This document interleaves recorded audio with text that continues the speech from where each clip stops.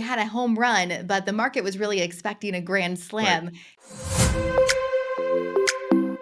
Last earnings report, Nvidia saw over 260% growth. And even though 122% growth is still impressive, Mhm. it's not, what they had last quarter.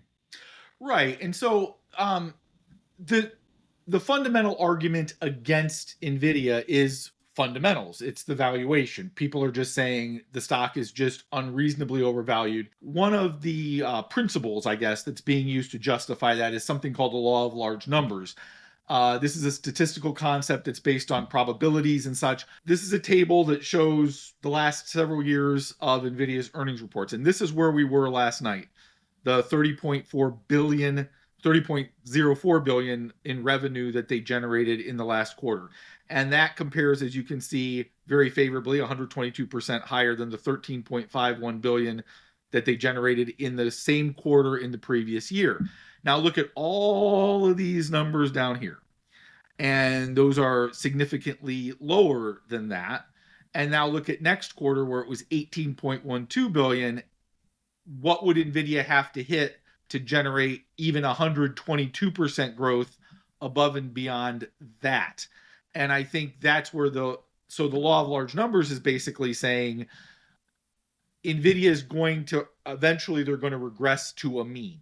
Now that mean is not necessarily going to be down at those $6 and $7 billion numbers that they once were, but what they're saying is it's unrealistic to expect Nvidia to continue growing at the rate they're growing, even at the 122%.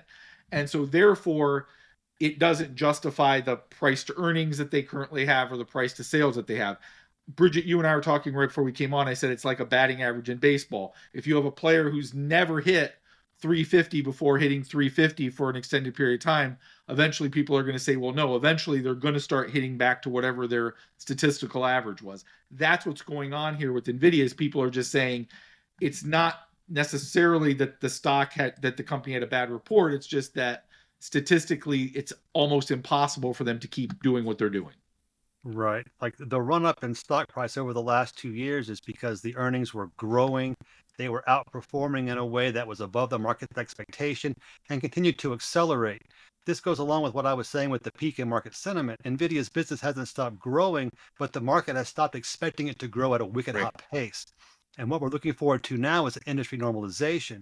Eventually, all of these new data centers will be built out, and all the orders to replace the old chips will have been made. In that scenario, what will happen to NVIDIA is that its business will normalize. And the question is, at what level will it normalize? It's going to come back from the peaks that it is now. How far will it fall back and where will it stabilize? Investors still have to remember that Nvidia has 85% market share.